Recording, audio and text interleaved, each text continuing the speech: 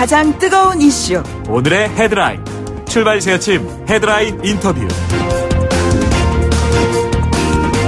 네, 서울 금천구에서 정부 파견 아이 돌보미가요 14개월 된 아기를 무려 3개월간 학대한 사건이 있었습니다. 학대당하는 장면이 담긴 CCTV 영상 보신 분들 많으시죠? 굉장히 충격적이었습니다. 현재 해당 사건에 대한 강력 처벌과 재발 방지 내용이 담긴 청와대 청원글에요 23만 명 훨씬 넘었어요. 24만 명 가까이 되는 분들이 동의를 했습니다. 끊임없이 반복되는 아동 학대 이 사건을 어떠한 방식으로 막을 수가 있을까요? 소아청소년 정신과 전문의이십니다. 오은영 박사를 연결해서 이야기 나눠보도록 하겠습니다. 박사님 안녕하십니까? 네, 안녕하세요. 이번 CCTV 동영상을 보셨죠? 네, 봤습니다. 예, 정말 충격적이던데 어떻게 그 아이를 그렇게 학대할 수 있을까? 참 이해가 안 됐습니다. 네, 정말 인간이 최소한의 염치를 갖고 살아야 되는데 너무 정말 잠이 안 왔습니다. 근데 영상이 충격적이기도 하지만 우리가 한 가지 생각을 좀 해봐야 되는 거는요. 네네. 사실은 아이를 이렇게 돌보미에 맡기는 분들이 많거든요. 많습니다. 이번 사건을 통해서 그들은 얼마나 불안할까. 네. 그리고 또 많은 돌보미 분들은 아이를 참 예뻐하고 잘 돌봅니다. 네네. 그분들이 느끼는 또 얼마나 이 직업에 대한 상실감 그리고 이들 사이에서 일어나는 불신을 어떻게 우리가 이거를 해결을 할까 하는 걱정이 돼서요. 사실 답이 안 왔습니다. 그 부모에 따르면은 그 아기가 일단 후유증이겠죠. 트라우마에 시달리고 있는 것 같다. 식사도 거부하고 일정 부분 자해까지 한다. 이런 얘기가 나오는데 지금 그 피해를 본 아기의 상태는 지금 어떻다고 우리가 이해를 해야 되는 것이죠? 네, 이런 아동학대 사건이 있을 때마다 사실 아이들의 심리 상태에 대한 얘기들을 많이 합니다. 이미 많이들 알고 계실 텐데요. 특히 이번 사건은 더 충격적인 것이 이 대상 아동이 14개월 된 아가입니다. 네네. 그래서 이 14개월 된 아이들은요, 대개는 모든 요구가 자기의 생존에 필요한 요구들입니다. 예. 그러니까 먹고 자고 불편한 걸 해결해달라는 이런 요구들이죠. 그래서 사실은 이 14개월 된 아이한테 제일 중요한 거는 모든 제공되는 것들이 또 이 아이가 살고 있는 환경이 안전해야 합니다. 네네. 그러니까 아이가 자기가 안전하게 생존하고 있다라는 것들이 제공되는 것이 가장 중요한데요. 이 아이 같은 경우에는 먹는 거, 자는 거에 있어서도 이 학대가 이루어졌단 말이죠. 그러면 이제 이 아이 입장에서는 모든 것은 다 공격이고 두려움인 것이죠. 네. 그러니까 이 아이의 이 심리 상태에서 가장 중요한 것은 매우 지속적인 공격을 받았기 때문에 매우 두려운 상태라고 볼 수가 있고요. 네. 이건 마치 숲을 놀러 갔는데 재미있게 바위도 보고 잎도 만졌는데 뜻하지 않게 곰을 만난 상태인 거죠. 불곰 만난 것 같은 이런 심리 상태이기 때문에 사실은 곰을 만나면 피하기도 하지만 피할 수 없을 때는 인간은 공격적 대응을 할 수밖에 없습니다. 예. 그래서 옆에 있는 물건을 던진다든가 핥힌다든가 아니면 이제 그런 대상에게 공격적 반응을 하지 못할 때는 자기를 자해하기도 하죠. 자기를 때리거나 자기 얼굴을 핥히는 그런 모습들을 보일 수가 있고요. 또 중요한 이 아이의 심리 상태 한 가지는 굉장히 무력할 겁니다. 왜냐하면 이 아이는 14개월밖에 안 된 아이이기 때문에 이 돌보미한테 도저히 대항할 수 없었을 겁니다. 그러니까 어떠한 것도 대응하거나 힘을 행사할 수가 없는 그런 상태, 굉장히 무력한 이런 상태였을 거라고 보기 때문에 이 아이가 살아온 게 14개월이면 사실 3개월이면 5분의 1에 가까운 인생입니다. 너무 가엾고 너무 정말 당황스럽고 정말 어떻게 이런 상황들을 해결해 나가야 될지 암담하기 짝이 없습니다. 그 같은 그 상태가 성인이 되어서도 영향을 당연히 주겠죠? 당연하죠. 그래서 아동학대를 심각한 범죄 행위로 원래 규정을 짓습니다. 왜냐하면 사람들은 이 아동학대가 끊임없이 반복이 되는데 아니 어떻게 이런 일들이 자꾸 일어나나 그러는데요. 사실 아동학대를 하는 사람들은 본인의 행위가 학대라고 생각하지 않는 경우들도 상당히 많습니다. 네네. 그래서 훈육 차원에서 그랬다든가 이렇게 말하는 경우들이 많거든요. 네네. 그러나 이 아동학대를 저지르는 사안을 어떻게 바라보셔야 되냐면 이것은 아동과 어른의 관계 안에서 일어난 것이기 때문에 동등한 관계라고 보기 어렵습니다. 바꿔 말하면 어른은 돌봐주는 사람이고 아이를 보호하는 사람이고 아이가 힘들 때 옆에 있어줘야 되는 사람이고 심지어는 교육과 사랑을 제공해줘야 되는 사람이 어른이기 때문에 이들의 관계에서는 어른이 실수를 했다든가 한번 용서를 해준다든가 이런 차원으로 이 문제를 바라볼 수 없다라는 거죠. 네네. 그래서 이러한 그 아동을 대상으로 하는 학대 행위라든가 성범죄 같은 것들은 이 아이의 평생 동안 인생에 영향을 줄 수 있는 심각한 문제 행동이기 때문에 이것을 그냥 인간이 저지를 수 있는 뭐 실수 이런 게 아니라 심각한 범죄 행위로 다뤄야 된다고 하는 겁니다. 가해자인 본인은 말이죠. 아까 뭐 훈육 차원이라는 표현도 해주셨습니다만 네. 자신의 행위가 학대라고 생각하지 못했다 이렇게 생각한다는 거 아니겠습니까? 이게 왜 네네. 이렇게 생각할까요? 이분도 아마 이렇게 말한 것 같아요. 인터뷰에서요. 자기가 문제 행동을 고쳐주려고 이렇게 했다 이러지만 우리는 언제나 훈육이라는 표현을 정말 잘 적용해서 써야 합니다. 네네. 훈육이라는 단어를 많이 쓰는데요. 훈육은 옳은 거와 옳지 않은 것을 가르쳐주는 아주 중요한 교육의 일환입니다. 그리고 아이가 기본적인 자제와 자기 조절 능력을 배우는 데 있어서 이 가정교육의 가장 첫걸음이라고 할 수 있는데요.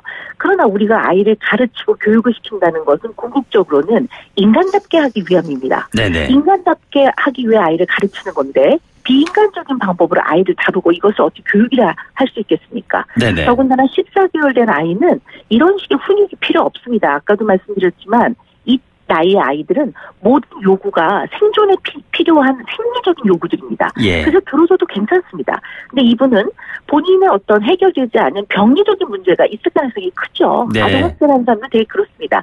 이런 부분들을 그런 훈육이라는 정말 꼭 해야 되는 중요한 교육인데 이것을 이제 앞에 이렇게 내세우고 사실은 본인의 병리적인 이런 문제들 중에서 특히 대응하지 못하는 아이들에게 강압적이고 억압적이고 굴복적이고 그리고 본인이 그런 아이들에게 힘을 행사하고 아이를 통제하고 과도하게 네네. 이런 것들을 행사하는 거를 이거 훈육과 가르침이라고 자꾸 얘기를 하니까 예. 너무나 많은 문제들이 생기는 거죠. 예, 정부가 여가부가 인증을 한 파견 돌봄이었다는 사실에서 많은 부모들은 또 더욱더 경악스럽다는 반응을 보이고 있는데요.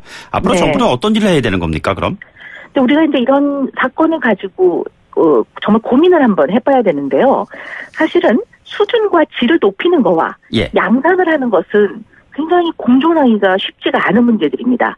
왜냐하면 몇 년에 걸쳐서 아이를 이해하고 아이의 발달과 성장을 공부하고 아이를 어떻게 대해야 되는지를 그러한 전통이 있는 그런 학교 안에서 노교수한테 배우고 고민을 하고 이런 과정들을 제대로 된 과정이라고 볼 수가 있는데요. 그러나 이런 과정을 할 수 있는 수는 소수이기 때문에 이렇게 이제 집집마다 돌보미가 가게 될 때 이 사람들을 양산을 할 수밖에 없다는 거죠. 예, 예. 그럼 양산을 하게 될 때 과연 질이 좋은 교육이 제공될 수 있는가 하는 거에 대한 고민을 해봐야 되는 거죠. 네네. 그러나 이제 집집마다 현실적으로는 돌보미가 필요하고 또 이 요구도가 많기 때문에 언제나 이런 딜레마에 빠지게 되는 거죠. 예, 예.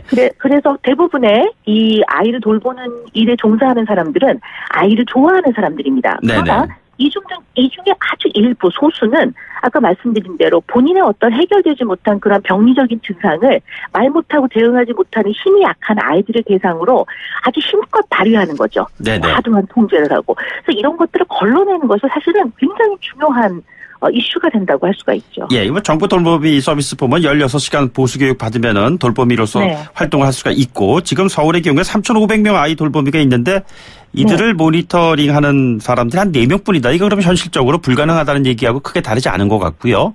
그렇다면 유사한 사례가 계속 재발될 수 있다는 것인데 자, 이에 대한 아주 현실적인 대책을 한번 좀 말씀해 주신다면요. 네, 그래서 이런 일이 생길 때 또 우리가 조심을 해야 되는 거는 여기에 종사하는 수많은 분들은 최선을 다합니다. 이들을 이제 매도를 하게 되는 일은 절대 하면 안 되겠죠. 네네. 그러나 이제 아동과 관련된 영역에 일하는 사람들 중에 아주 소수들이 굉장히 병적인 문제를 갖고 있는 가능성이 있기 때문에 이걸 어떻게 걸러내느냐 하는 문제인데요. 결국은 좀 더 체계화되고 조금 더 심층을 알아볼 수 있는 그러한 인적성 검사 같은 것들을 모두에게 제공을 해서 스크리닝을 한번 해보는 거죠. 스크리닝이라는 거는 한 개인을 알아볼 수는 없지만 굉장히 평균에서 동떨어져 있는 사람들을 걸러내는 이제 이런 검사들인데요. 이런 것들을 통해서 한번 걸러낸다든가, 그다음에 이제 끊임없는 보수교육을 하되 이 보수교육을 아주 구체적으로 있는 사례를 가지고 아주 구체적으로 하는 거라든가, 내지는 이런 16시간의 보수교육이 좀 더 강화되는 이런 과정들. 네네. 그리고 인원이 더 좀 많아져서, 좀 방문을 해서 좀 보는 것들, 이런 것들이 좀 필요하지 않을까라는 생각이 듭니다. 그러나 이러한 대책들이 방법을 자꾸 만들어내는 것보다 더 중요한 거는 우리 사회나 우리 국가 안에서 왜 자꾸 이런 일이 일어나는지 대한 어떤 근본적인 거에 대한 좀 더 우리가 고민을 하고 같이 좀 생각을 깊게 해보는 과정이 없이 자꾸 대책들이 나오면 이 대책들은 그냥 겉을 슬쩍 그냥 흙으로 덮고 가는 거기 때문에 거기서 또 문제가 나오거든요. 박사님, 구체적으로 해당 가정들의 CCTV 설치를 의무화하는 것은 어떻다고 보십니까? 네, 사실 좀 도움이 되기도 하죠. 왜냐하면 직접 부모가 그 옆에 있는 게 아니기 때문에 네네. 모니터링을 하는 것들이 이런 사고를 막는 데는 좀 도움은 됩니다. 그러나 그래서 CCTV를 설치를 하는 것들은 방법 중에 하나라고 생각은 됩니다. 예. 그러나 이제 이건 이렇게 어린 아이들은 이미 그 학대를 당하고 나면 이 아이한테 굉장히 많은 영향이 있기 때문에 CCTV도 방법 중에 하나이긴 하지만 근원적으로는 이런 일이 일어나지 않도록 하는 것이 가장 중요한 일이라고 할 수가 있겠죠. CCTV 네. 설치를 전제로 해서 돌봄이 요청을 하면은 거부를 하는 그러한 일도 있다는 것이 지금 현실에서 벌어지고 있는 일들입니다. 자, 여기에 대한 그럼 대안을 어떤 식으로 근본적인 뭐 교육을 통해서 해결을 한다는 것은 좀 먼 얘기일 것처럼 그렇죠. 느껴지고요. 네네. 근데 이제 그 돌보미 분들도 어떻게 보면 이해할 수가 있는 게 본인을 잠재적인 범죄자로 보나 이렇게 네네. 느낄 수 있을 것 같습니다. 인권의 문제입니다. 예. 그러면 인권의 문제죠. 그래서 이런 것들은 정말 사회적 논의가 필요한 문제라고 볼 수가 있고요. 근데 이제 저는 언제나 이런 생각을 합니다. 아이들을 많이 낳자고 좀 그런 얘기들을 많이 하고 우리가 지금 인구 절벽 아니겠습니까? 네네. 근데 아이를 잘 키우고 좋은 교육을 시키고 이런 건 둘째 문제고요. 아이를 돌볼 때 제일 중요한 거는 잘해주는 것도 중요하지만 아이한테 절대로 하지 말아야 되는 행동들이 있습니다. 예. 이걸 안 하는 것을 지키는 것이 더 중요합니다. 네네. 그래서 사실은 이 아이들이 좀 안전하게 지내야 되는데요. 직장에 다니는 사람은 그 다니는 사람대로 직장 어린이집이 정말 강화됐으면 좋겠습니다. 저는 그렇게 생각합니다. 그러면 예. 아무래도 여러 사람들이 종사하고 직장 내에 있는 것이기 때문에 좀 모니터가 가능하죠. 그리고 퇴근할 때까지 좀 돌봐주는 시스템. 그다음에 자영업을 하시는 분들은 지역 어린이집이 좀 활성화돼서 네네. 아이들이 부모가 없는 시간 동안에 국가의 체계에 의해서 개인의 자질에 의한 것이 아니라 국가의 제도의 체계에 의해서 아이들이 좀 안전하게 지낼 수 있는 그런 대책들이 알겠습니다. 마련이 돼야 되지 않을까 싶습니다. 예, 알겠습니다. 박사님, 오늘 말씀 여기까지 듣죠. 고맙습니다. 네, 감사합니다. 네, 지금까지 오은영 박사와 함께했습니다.